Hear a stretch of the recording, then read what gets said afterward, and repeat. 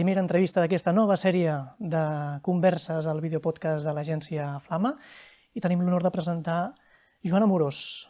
Com està? Molt bé, gràcies per convidar-me. Enginyer industrial, activista i promotor cultural. Per on comencem? Quin càrrec li és més afí? És igual. Tota la vida que ho he combinat, les dues coses, no? Però també pare de família, una família cristiana. Vostè té fins i tot algun fill que encara pot anar a veure tant en tant a Vila-sacra, tinc entès, no? Sí, home, i tant. Seu poble natal. La llàstima és que se'ns en va morir un, tu, més petit, fa un parell d'anys, tu, és un drama, això. Carai. Però 4 fills, sí, 4 fills Molt bé. i família cristiana, sí, evidentment. Vostè ha tingut una carrera plena de molts camins, de forma literal i de forma figurativa. Després en parlarem. Camins i carreteres, perquè el seu càrrec també està molt implicat al món dels mitjans de transport. I m'agradaria destacar de vostè que, sobretot, és un cristià que prega amb els salms, m'ha dit en alguna ocasió. És així? Sí, realment, no ho sé si és gaire freqüent, no? Però a mi sempre m'ha agradat lo de Ora et Labora, no? De Sant Benet. I llavors dedico bastant de temps a la pregària, cada dia. I amb els salms, doncs potser estic 25 minuts amb els salms més o menys, i després tinc també una altra mitja horeta de pregària. Una persona com vostè, que també fins i tot treu temps per publicar obres com la que tinc a les mans, Catalunya, de les arrels del passat a un futur esplendorós. Explica'm una miqueta doncs, com neix aquesta publicació i amb quina intenció ho fa. A veure, faré una mica d'història, no? Esclar, a mi sempre m'ha preocupat, diguéssim, Catalunya i l'Església. Sempre m'ha preocupat en el sentit de veure què podem fer per millorar, de tal manera que una de les primeres coses que vam fer, ja fa molts anys, va ser engegar la campanya El País a l'Escola. Aquesta campanya El País a l'Escola, que va durar més de 30 anys, i va començar l'any 79, doncs vam portar a l'escola el fer teatre en català, cantar cançons populars catalanes, el fer murals sobre la història de Catalunya, aprendre a ballar sardanes, tot això ho vam fer durant molts anys. Va ser una equivocació deixar-ho de fer perquè ens pensàvem que allò de la immersió lingüística ja funcionava i, malauradament, no funciona gaire bé. Després de tot això, també vam impulsar amb el Josep Espar el diari Avui. I també vam constituir amb el Batista i Roca i l'Enric Garriga Trullols el Cercle de Jaument Occitano-Català. I també vam organitzar l'Eurocongrés 2000, que va durar un parell o 3 d'anys. I també vam crear la Fundació Occitano-Catalana, que és una mena de fundació que es dedica a crear spin-offs, que vagin després pel seu camí. I llavors, dins d'aquesta Fundació Occitano-Catalana, hem engegat moltes coses. Una de les coses va ser aquest Eurocongrés que vam fer, que va durar 3 anys, va ser una moguda important a Occitània i a Catalunya. I després, una altra de les coses que hem engegat ara últimament és el que en diem la Catalunya que volem. La Catalunya que volem hi ha en aquest moment una trentena d'experts, enginyers, economistes, metges, infermeres, arquitectes, economistes, etc., treballant en diferents àmbits per veure com voldríem que fos Catalunya. Això espero que potser ho tindrem enllestit cap a final d'any i potser per Sant Jordi podem publicar això, ja ho veurem. Després, una altra cosa que vam fer va ser el llibre de les aportacions catalanes universals. Aquest llibre, que és un llibre així gruixut, va recollir tot el que Catalunya ha fet que ha tingut transcendència universal. És un llibre que el vam començar encara en vida del Joan Triadú i pensàvem, bé, potser hi haurà 100 aportacions catalanes, no? I després va resultar que passàvem de 100. Doncs 150, no? I llavors jo, quan ens acostàvem a 150, li vaig dir a en Joan Triadú, escolta'm, és que hauries de fer el pròleg, tu, perquè ja veus que estem arribant. i el va fer i, pobre home, al cap d'un mes es va morir. Llavors, com que al mateix temps, una altra cosa que havíem engegat és Fermet. Fermet és una associació europea per millorar el sistema de transport de mercaderies a tota Europa i promoure el corredor mediterrani, i llavors estàvem en una batalla campal amb el govern espanyol que no volia posar el corredor i tal. Vam parar una mica això del llibre i ho vam reemprendre més endavant i vam publicar aquest llibre l'any 14, aprofitant que era el tricentenari de la Guerra de Successió. Vam presentar el Saló Sant Jordi, després hem fet traduccions d'aquest llibre a l'anglès, al castellà i al francès, que les hem portat per tot el món. Tenim l'honor de dir que la Biblioteca del Congrés dels Estats Units, que és la més important del món, va tenir la gentilesa de recepcionar aquest llibre en versió catalana i versió anglesa amb un acte públic. Ells reben centenars de publicacions cada dia i van tenir aquesta gentilesa.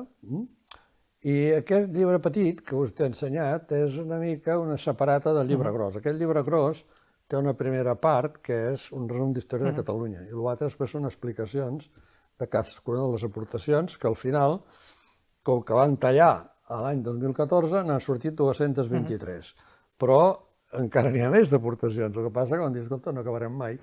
I aquest llibre doncs, és un llibre realment fantàstic, amb 1000 il·lustracions, un llibre preciós. I després, altres coses que hem fet també ha sigut doncs, engegar el moviment Gaudí. Ara en parlarem, en O qualsevol sigui, cas. primer vam engegar una associació que es diu EFATA. EFATA és una associació també de cristians de base, que d'aquí i de la Fundació Exterior Catalana ha sortit el moviment Gaudí. Per donar-li més força, perquè EFATA, de fet, no és una associació constituïda oficialment, no? En canvi, el moviment Gaudí, en aquests moments, ja hem passat pel notari, hem fet la carta constitucional. Buscant la patent del nom, no? Buscant la patent del nom fins i tot arreu dels continents. Sí, la patent la tenim per tota Europa en aquests moments, no? I també tenim ja les adreces electròniques, tenim movimentgaudí.cat, movimentgaudí.com i .org. I bé, doncs ara estem a l'espera de que la Generalitat es miri els estatuts que li hem enviat i tot plegat, ens dongui el NIF corresponent i podem començar a recaptar algun diner per poder tirar endavant això amb més empenta, perquè ara és la Fundació Occitano-Catalana que ho està aguantant tot això. Vostè m'ha començat parlant de l'escola i aquí vull anar precisament perquè el Joan Amorós, que anava a l'escola Virtèlia, hereva de l'escola Blanquerna, que de tant en tant anava a Vila-sacra a passar els estius amb els seus pares, allà va fins i tot poder conèixer homes importants en la història, en la política catalana, com Jordi Pujol, confrare major de la confraria de la Mare de Déu de Montserrat. I és a l'escola precisament on el moviment Gaudí també vol incidir. Oh, i tant. O sigui, ara nosaltres, el moviment Gaudí és realment... Jo sempre confio en el que més mana, no? Si el que més mana, el bon Déu, doncs, ho beneeix i s'ho anirà endavant. I sobretot, si els que som al darrere hi posem una mica al coll, perquè, és clar, és allò de pregar i treballar en aquesta vida, no? Però realment jo crec que el moviment Gaudí quallarà. Quallarà perquè ho hem començat a expandir a partir del mes de febrer, aproximadament. Ara ja tenim... La veritat és que el problema que tenim és un problema de manca de mans, no? O sigui, és un petit drama perquè no donem l'abast.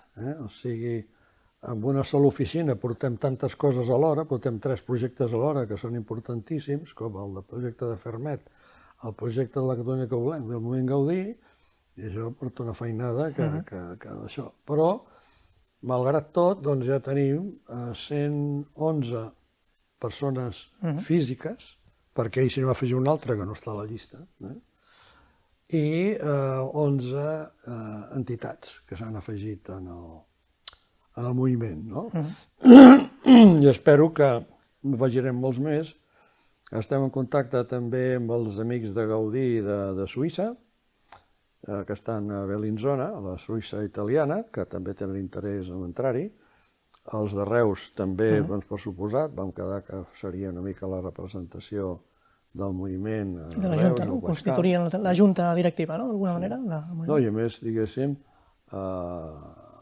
la senyora Gaudí, Maite Gaudí. la Maite Gaudí i la Maite Pallarès, totes dues vam acordar que formarien part de la Junta del moviment i ara ho estem formalitzant tot això, no? Perquè és precisament Antoni Gaudí un dels personatges il·lustres de la història catalana i qui dona nom precisament a aquest projecte. Què significa per vostè la petjada d'Antoni Gaudí, no només arquitectònica, sinó també religiosa? No?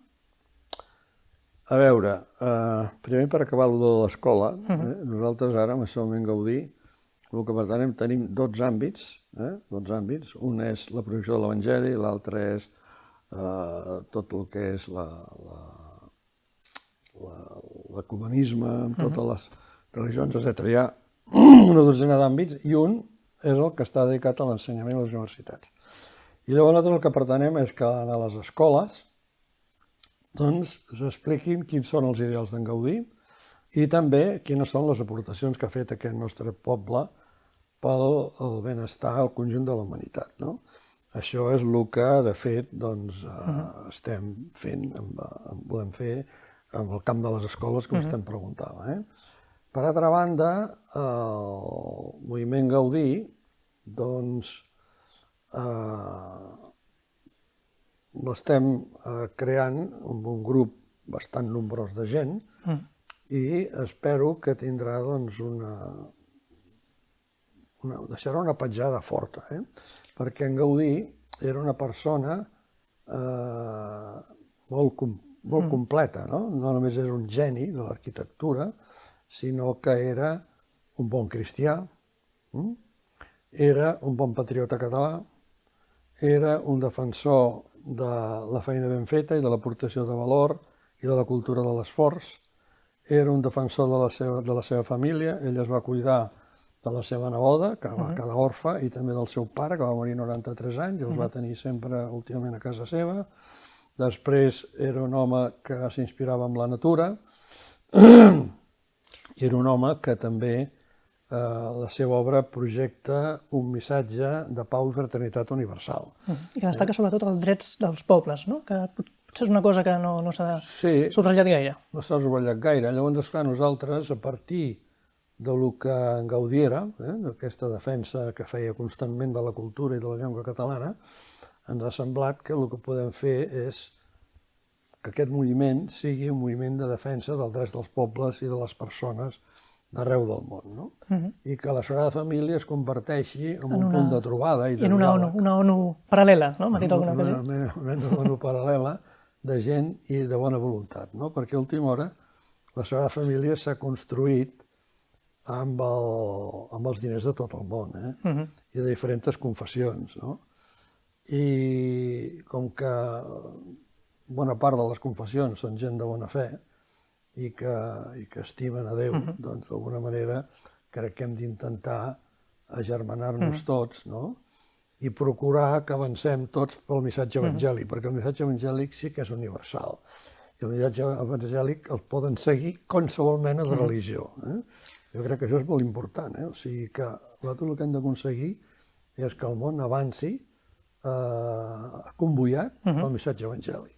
Un moviment Gaudí que s'aferra molt, diguem-ne, a l'essència pura, política i religiosa catalana, no? Amb un comitè d'honor conformat per polítics de segona línia, no? Que han estat presidents de la Generalitat, del Parlament... Home, em va semblar que, esclar, jo era una representació del poble. Esclar, la representació del poble, normalment, doncs, són els polítics que els decideix el poble, no? Llavors em va semblar que havíem de mirar que el diferent ventall de polítics que d'alguna manera doncs, han figurat ocupant, o bé sigui la presidència de la Generalitat, bé sigui la presidència del Parlament, doncs figuressin en el comitè d'honor. L'abat i l'abadessa de Montserrat, també, per exemple, no? També hi són, però ara ja se'ns ha afegit més gent. Ara se'ns ha afegit també Valentí Miseracs, l'organista d'allà. També s'ha afegit el bisbe emèrit, l'arquebisbe emèrit d'Urgell.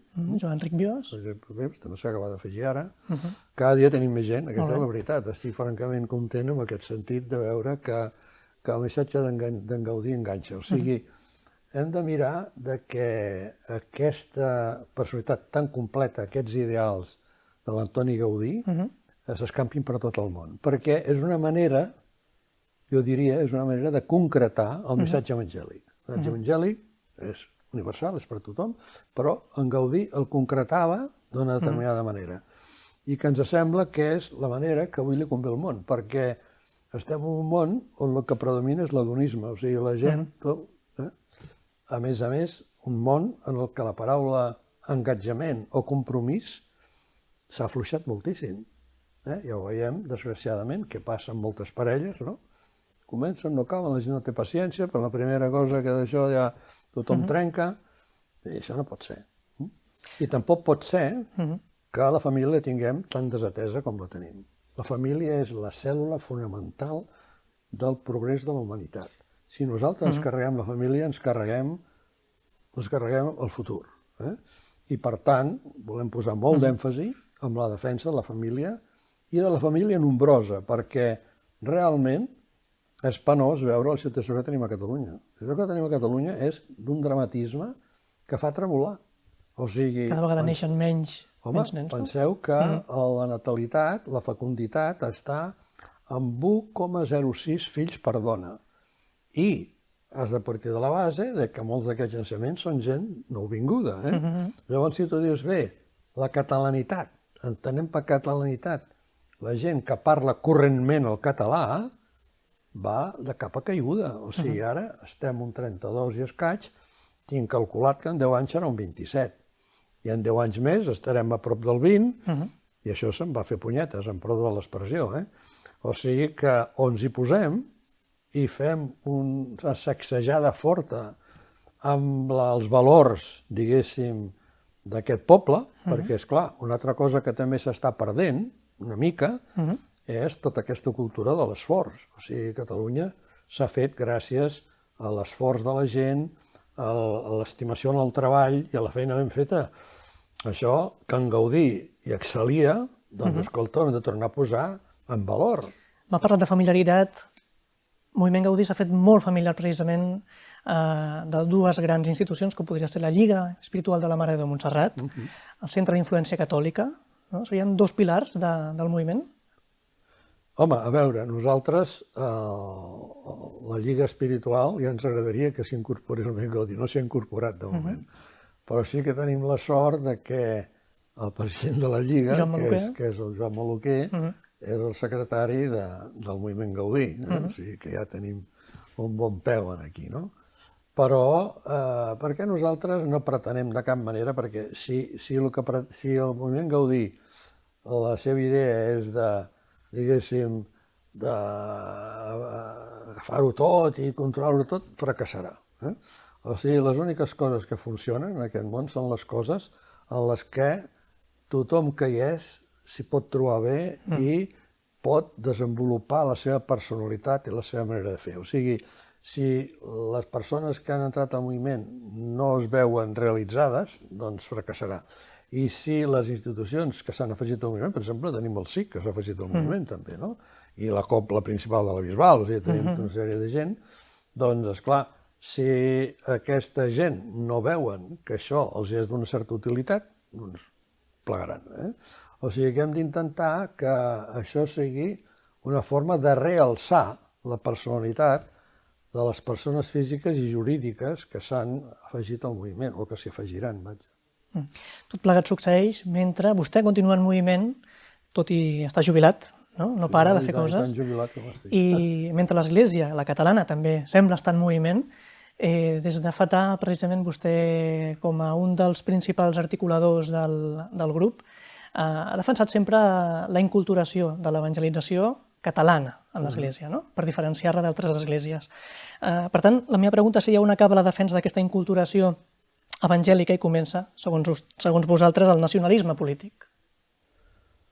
Home, a veure, o sigui, jo el que crec és que l'Església universal, diguéssim, és la suma d'esglésies particulars.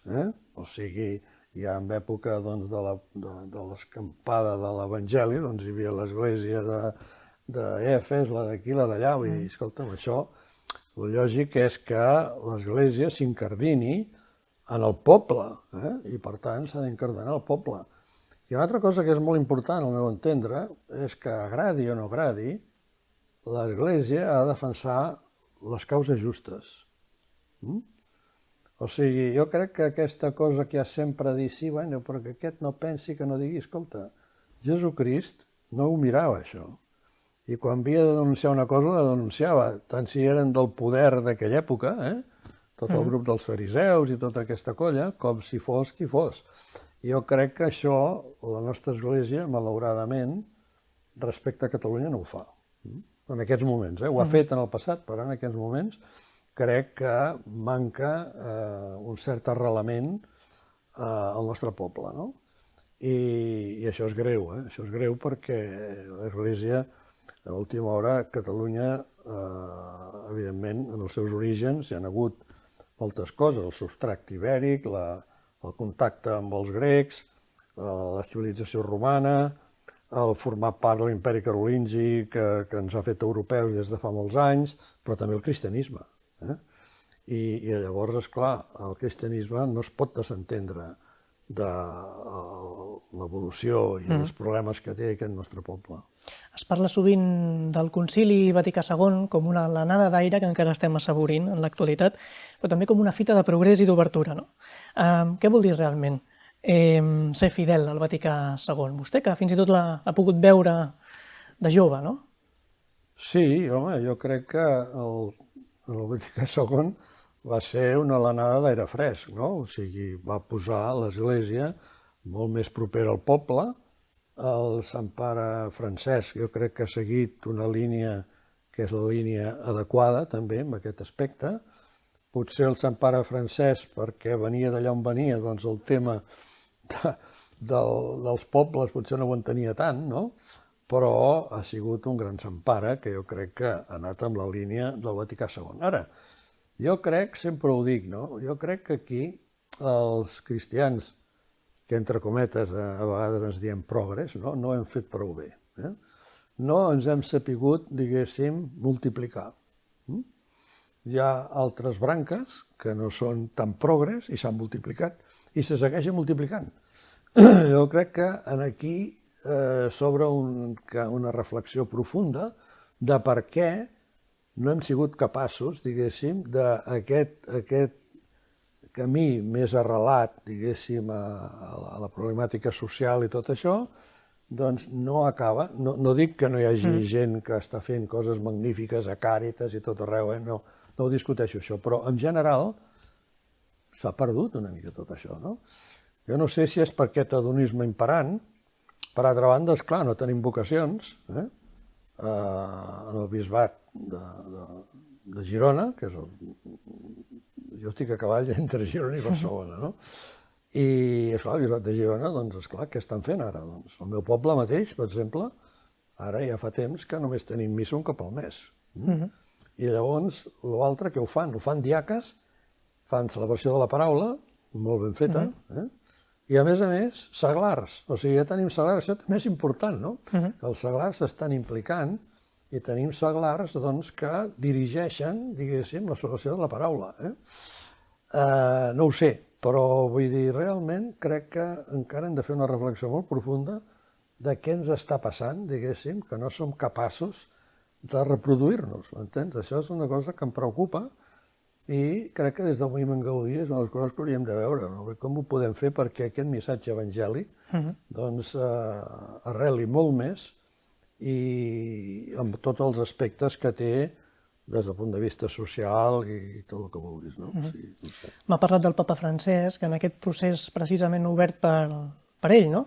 De la sinodalitat, es parla principalment de l'escolta al poble de Déu, però en la seva experiència realment creu que s'escolta suficient al poble de Déu? Home, jo sincerament he viscut, perquè hi he participat, tot el tema aquest del sínode, no? Tot això, no? I, home, jo crec que aquí hi ha hagut bastanta participació, sincerament. Una altra cosa és que, esclar, com que és una cosa que ha sigut oberta a tothom, no? Després, les conclusions finals, no? Que són el refregit d'aquí, d'allà i de més enllà, doncs no ho sé. I per altra banda, tampoc sé si realment tot això s'aplicarà, no? Perquè, no ho sé, ara mateix, diguéssim, jo potser no estic del tot connectat, però no veig que tot el que es va discutir en el sínode doncs hi hagi un procés d'implantació, no ho sé, m'entens? O sigui, perquè, esclar, hi ha molts aspectes que s'haurien de millorar, o sigui, no pot ser que els bisbes s'anomenin a dit. Jo crec que abans de donar un bisbe s'hauria de consultar a totes les parròquies afectades, no? I les parròquies afectades haurien de consultar els filigresos afectats. I, lògicament, s'hauria de poder dir aquesta és la persona adequada, però se segueixen nomenant a dit. I això em fa l'efecte que és una cosa que no va pel camí que hauria d'anar, sincerament, no? I coses d'aquestes n'hi ha moltes. I no cal dir, doncs, el paper de la dona a l'Església, que jo crec que també s'hauria de revisar d'una manera, diguéssim, clara i manifesta, no? Per tant, no ho sé, a mi em sembla que encara ens falta molt de camí per avançar. S'ha parlat molt de la davallada de joves en les misses, no? Però més enllà d'un problema de formes, com la qüestió de la música o de la participació litúrgica, què creieu que ha faltat, diguem-ne, com a element de fons, no? No ho sé, jo crec que el problema el tenim una mica fora, no? Perquè jo he estat pensant això.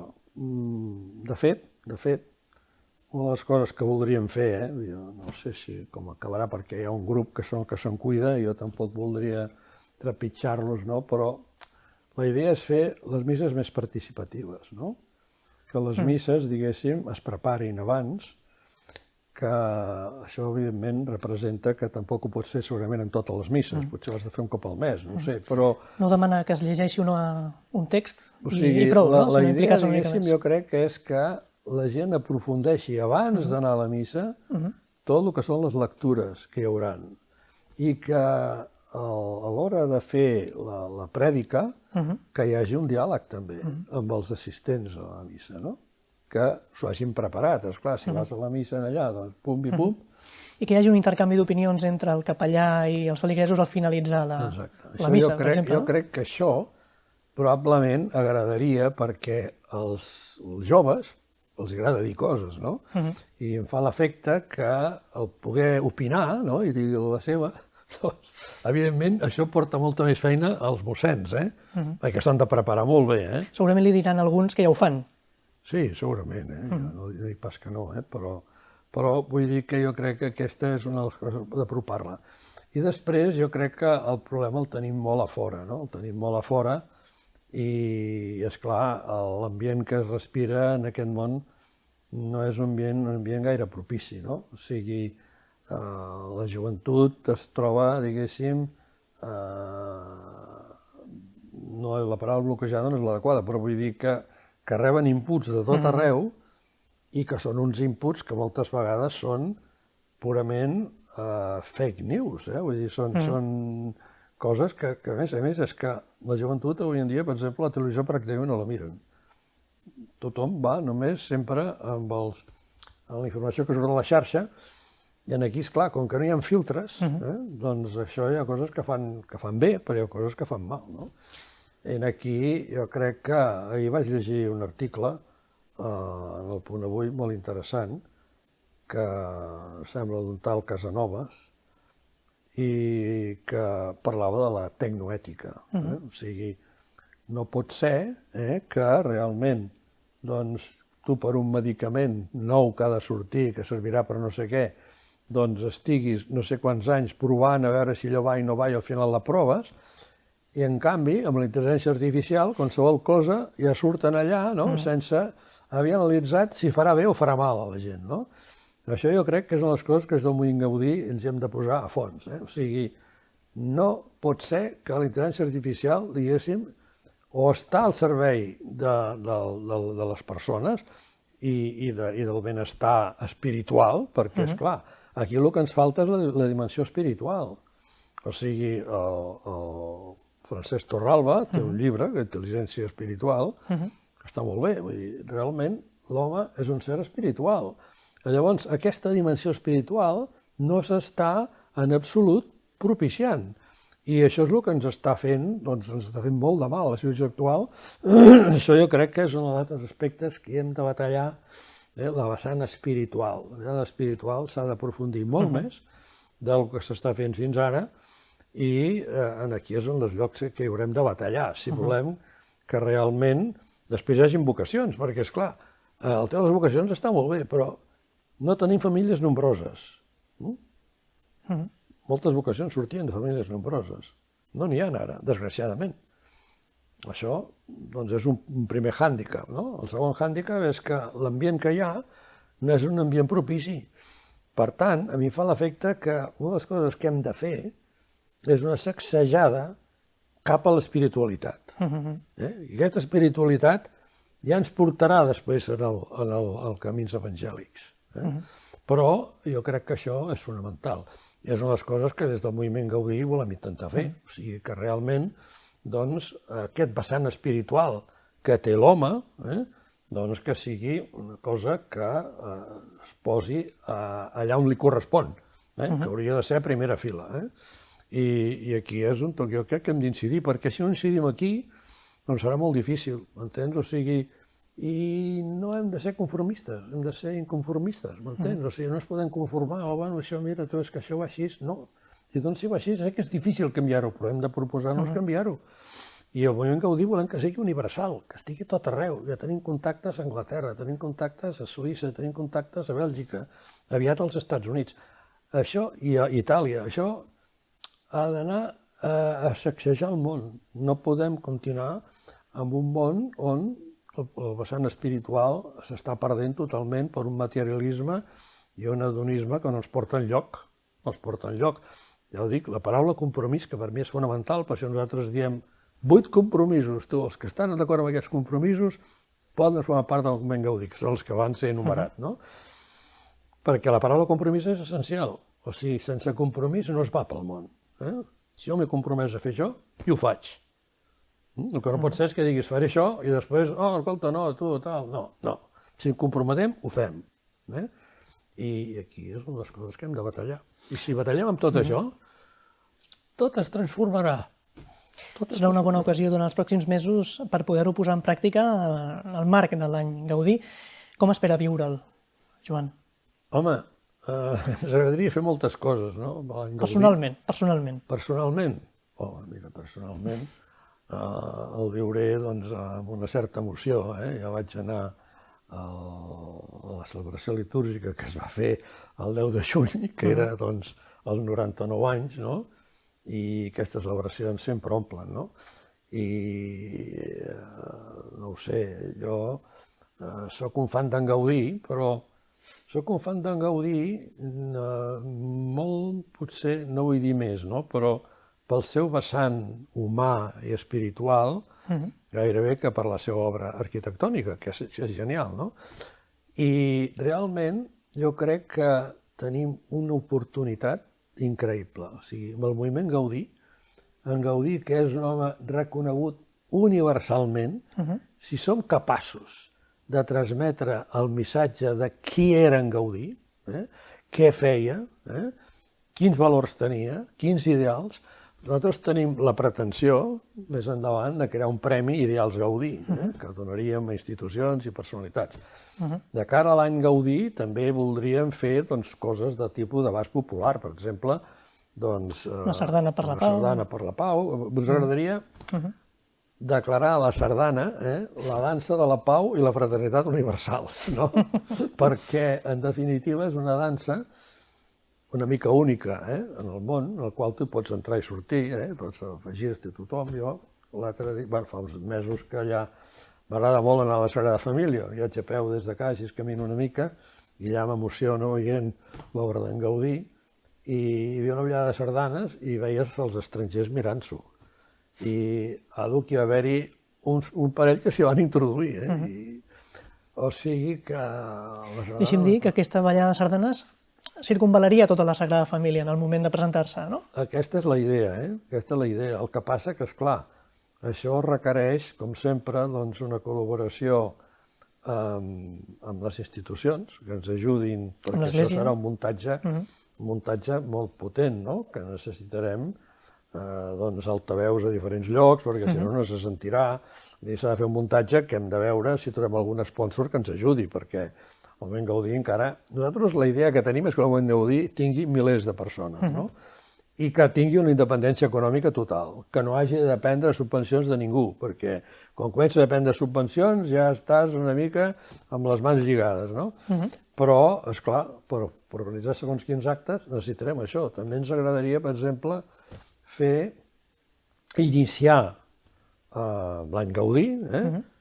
Els nostres amics de Gaudí de Reus volen inaugurar una estàtua d'en Gaudí. L'escultura. I llavors això nosaltres voldríem que fos el punt de sortida de demanar a tots els artistes del món que facin una obra, la que sigui, una pintura,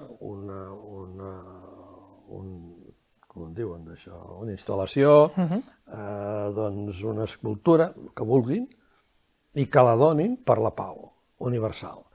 I això, en un lloc o altre, doncs podríem anar-ho recollint en un lloc que fos, per exemple, Catalunya, no? Ja que en Gaudí era d'aquí, i poder mostrar tot el que han fet els artistes d'arreu del món, diguéssim, per la pau. Hi ha moltes idees aquí que encara s'han de quallar. De moment, 10 de juny del 2026, data important per tots, moment en què es commemora el centenari de la mort d'Antoni Gaudí Cornet, una data en què segurament la Sagrada Família acollirà una gran celebració, esperem fins i tot amb la companyia d'un papa, tot sembla indicar que la cosa va ben encaminada, i amb un cardenal, Joan Josep Omella, que esperem fins i tot que pugui adreçar-se a tota la feligresia i en català. Home, espero que ho faci així, no? Perquè és que si no defensem la llengua catalana, com feia en Gaudí, en Gaudí, ja ho sabeu molt bé, va estar al calabós per no haver accedit a parlar en castellà amb la policia, no? I realment hem de defensar la nostra llengua i hem de defensar la nostra cultura, primerament perquè és la nostra i segonament perquè és una cultura que val la pena. O sigui, quan hem fet aquell llibre jo, la veritat és que quan el vaig tenir acabat, me'l vaig estar mirant i vaig pensar, ostres, tu, tot això ha fet aquest país, tu? Perquè jo he dit 223, però és que hi ha moltes coses que les hem agrupat. Per exemple, totes les aportacions des del punt de vista d'aeronàutica i automobilisme els vam agrupar. Si les descomposéssim, igual resulta que estem a 250 o no sé què. Però és que és un país impressionant. O sigui, aquest país, el que ha arribat a fer, la renaixença de Catalunya, és que és una cosa sense cap estat que la protegís. O sigui, ha sigut només l'esforç de la gent que van tirar endavant l'economia, que van tirant la cultura i després la política. La política no ens ha anat gaire bé, de moment, però espero que algun dia es vagi millor. Però veritablement, doncs és un poble que val la pena. I per això a mi em sap tant de greu veure com, d'alguna manera, i perdoneu que ho digui així, ens estem suïcidant. O sigui, el fet que la gent a vegades s'estima més tenir gossos i gats que tenir fills, això és una catàstrofe total. Total. Joan Amorós, esperem veure'l molt aviat de nou a l'agència Flama, si pot ser fins i tot presentant un llibre, qui sap, no? No ho sé. Sobre aquest beat, si Déu vol, a Antoni Gaudí, i parlant de nou sobre aquest català universal, que ha trencat fronteres, no només arquitectòniques, com dèiem, i que ha demostrat que podem arribar a l'autopista de l'Evangeli, mai millor dit, i en relació amb el seu gran, diguem-ne, coneixement amb el món de les autopistes, a un Jesús que ens espera i a vegades fins i tot ens reclama coses que no som capaços de donar-li. Sí, sí. Home, Crist és un exemple... O sigui, jo crec que no som capaços de capir-ho bé, això, perquè és clar que el Déu Totpoderós i misericordiós doncs s'hagi encarnat i hagi passat per les nostres misèries i s'hagi deixat matar per nosaltres, és que és una cosa increïble.